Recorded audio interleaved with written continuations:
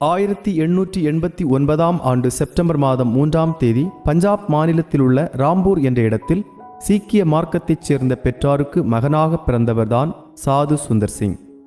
அவருடைய தாயார் தன்னுடைய மார்க்கத்தில் மிகவும் பக்தி நிறைந்தவராயிருந்து தன்னுடைய மகனும் அம்மார்க்கத்தில் ஒரு பக்தியுள்ள சாதுவாக மாற வேண்டுமென்று விரும்பினார். சிறு வயதிலிருந்தே சுந்தர் இந்து மார்க்கத்தின் புனித நூல்களை, முக்கியமாக பகவத்கீதையை ஆழ்ந்து படிக்க ஆரம்பித்தார்.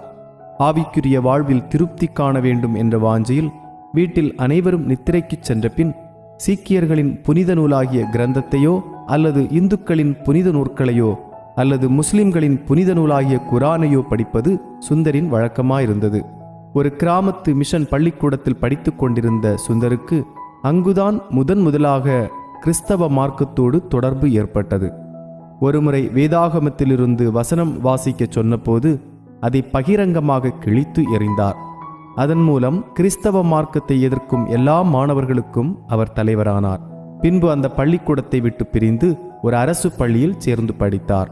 தெருக்களிலும் பொது இடங்களிலும் நின்று பிரசங்கித்துக் கொண்டிருந்த மிஷனரிகள் மீது சேற்றையோ கற்களையோ வீசும்படி மற்றவர்களை ஏவிவிட்ட அவர் வேதாகமத்தை பலர் முன்னிலையில் தீயிலிட்டு கொளுத்துவதையும் தன்னுடைய வழக்கமாக கொண்டிருந்தார்.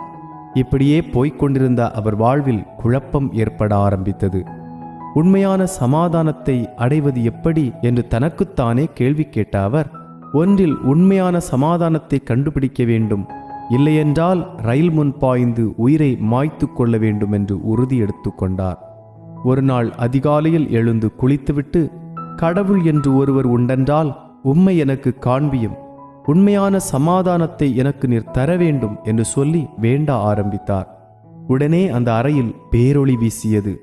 அந்த ஒளியின் நடுவில் ஆணிகளால் அடிக்கப்பட்ட அடையாளங்களுடன் கூடிய கரத்தை காண்பித்து, நீ ஏன் என்னை துன்பப்படுத்துகிறாய், நான் உன்னுடைய இரட்சகர் என்று சொன்ன இயேசுவின் சாயலை சுந்தர் தரிசித்தார். எதிர்பாராத நேரத்தில் தனக்கு கிடைத்த இந்த தரிசனத்தில் அதிர்ச்சியடைந்த சுந்தரை ஒரு இனம் புரியாத மகிழ்ச்சி ஆட்கொண்டது. தான் நாடி தேடிக்கொண்டிருந்த ஆவிக்குரிய தாகமும் தணிந்தது.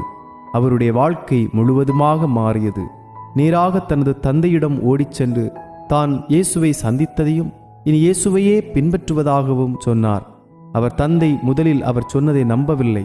அவர் கிறிஸ்துவை பின்பற்றுவதை பார்த்த அவர் குடும்பத்தினர் அதை பார்த்து அதிர்ச்சி அடைந்தனர்.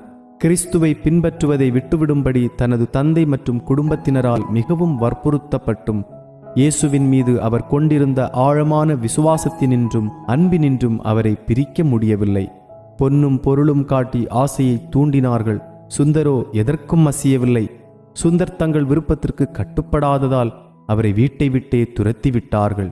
உண்ண உணவின்றி பசியோடு வேதனை அனுபவித்துக் கொண்டிருந்த அவர் எந்த காரணத்தாலும் இயேசுவை விட்டுவிட விரும்பவில்லை. மீண்டும் வீட்டிற்கு அழைக்கப்பட்ட அவர் அங்கிருந்த தாழ்த்தப்பட்ட வேலைக்காரர்களோடு தங்க வைக்கப்பட்டார்.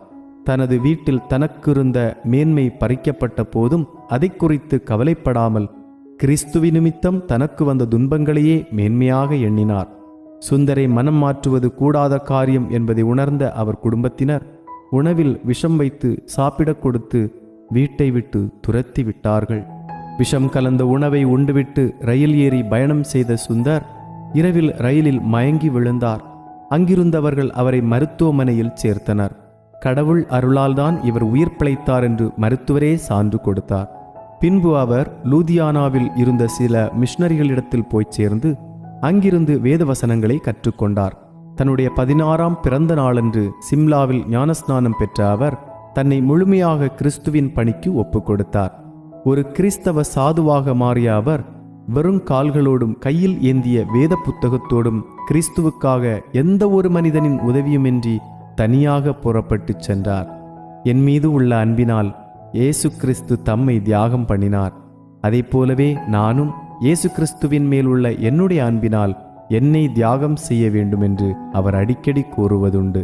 தன்னிடத்தில் அன்பு கூர்ந்து தன்னை நேசித்த இயேசுவுக்காக பல நேரங்களிலும் எதிர்ப்புகளை அவர் சந்தித்ததுண்டு. பசியினாலும் பட்டினியினாலும் அநேக நாட்கள் அவர் கஷ்டப்பட்டார். பல இடங்களிலும் துரத்தி அடிக்கப்பட்டார். காற்றுக்கும் மழைக்கும் தன்னை காத்து கொள்வதற்காக காடுகளில் உள்ள குகைகளில் அவர் அடைக்கலமாவதுண்டு. இமயமலை பகுதிகளில் உள்ள கணவாய் வழியாக பிரயாணம் பண்ணுவது சவாலான காரியமாயிருந்தாலும் அவர் எப்போதும் வெறுங்கால்களோடு நடந்து செல்வார். அவர் நடந்து செல்லும்போது கற்களாலும் பனிக்கட்டிகளாலும் அவர் கால்கள் கிழிக்கப்பட்டு இரத்தம் வடிந்து கொண்டே இருக்கும். பலரால் துன்புறுத்தப்பட்டும் அதை பொறுமையோடே சகித்து எப்போதும் அவர் மகிழ்ச்சியாயிருந்ததைக் கண்ட அநேகர் சுவிசேஷத்தை ஏற்றுக்கொள்ள ஆரம்பித்தனர். ஒருமுறை ஒரு கிராமத்திற்கு சென்று ஒரு மரத்தடியில் உட்கார்ந்து பாடல்கள் பாட ஆரம்பித்தார். அதை கேட்டு ஒரு பெரிய கூட்டமே கூடிவிட்டது. பின்பு அவர் இயேசுவை பற்றி அறிவிக்க ஆரம்பித்தவுடன் அங்கு கூடியிருந்தவர்கள் அவர் மேல் கடும் கோபம் கொண்டார்கள். குரூப்பராம் என்ற ஒருவர் அவரை மூர்க்க வெறியோடை தாக்கின போது அவர் கீழே விழுந்து கைகளும் முகமும் காயப்பட்டு இரத்தம் வடிந்தது. ஆனாலும் அவர் அமைதியாய் எழுந்து அங்கு கூடியிருந்த மக்களின் பாவ மன்னிப்புக்காக ஜெபம் செய்து மீண்டும் இயேசுவின் அன்பை போதிக்க ஆரம்பித்தார். இவருடைய சாந்தமான செயல் இவரை அடித்து துன்புறுத்தின குரூப்பராம் என்பவரை ஆழமாக தொட்டது. உடனே அவரும் இயேசுவை ஏற்றுக்கொண்டார். கிறிஸ்து என்னும் வெளிச்சம் உதிக்காத இருள் நிறைந்த கடினமான ஆபத்து நிறைந்த இடங்களுக்கெல்லாம் சாது சுந்தர் சிங் தைரியமாகச் சென்றார். பலமுறை திபெத் நாட்டிற்கு சென்ற சுந்தர் ஒருமுறை ஒரு சிறு பட்டணத்தில் இயேசுவை பிரசங்கித்துக் கொண்டிருந்த போது வெளிநாட்டு மார்க்கத்தை பிரசங்கித்தார் என்று குற்றம் சாட்டப்பட்டு கைது செய்யப்பட்டார். பின்பு அவரை நிர்வாணமாக்கி ஒரு தண்ணீரற்ற ஆழமான கிணற்றில் அவரை தள்ளி கிணற்றின் மேற்புறத்தை பூட்டிவிட்டார்கள். அழுகிய சடலங்கள் மற்றும் எலும்புக்கூடு குவியலின் நடுவில் சுந்தர் சிங் விழுந்தார். அந்த துர்நாற்றத்தின் மத்தியிலும் தான் சேவித்த ஆண்டவரை நோக்கி கூப்பிட்டு கொண்டிருந்தார். சரியாக 3வது இரவில் அந்த கிணற்றின் மூடி திறக்கப்படும் சத்தம் கேட்டது. அதிலிருந்து ஒரு கயிறு இறக்கப்பட்டு இதை பிடித்துக்கொள் என்ற சத்தமும் கேட்டது. அவர் கயிற்றை பிடித்த போது அடையாளம் தெரியாத ஒருவரால் தூக்கி வெளியே விடப்பட்டார். தன்னை தேவன்தான் காப்பாற்றினார் என்பதை சுந்தர் பின்பு உணர்ந்து கொண்டார். தன் சரீரத்திற்கு தேவையான பலனை பெற்றுக்கொண்ட பின் மீண்டும் ரட்சிப்புக்காக தவித்து கொண்டிருக்கும் மக்களுக்காக புறப்பட்டு சென்றார் சுந்தர். பலர் இயேசுவை ஏற்றுக்கொண்டனர். சாது சுந்தர் சிங்கின் நாட்களில் நேபாளத்தில் சுவிசேஷம் அறிவிப்பது தடை செய்யப்பட்டிருந்தது.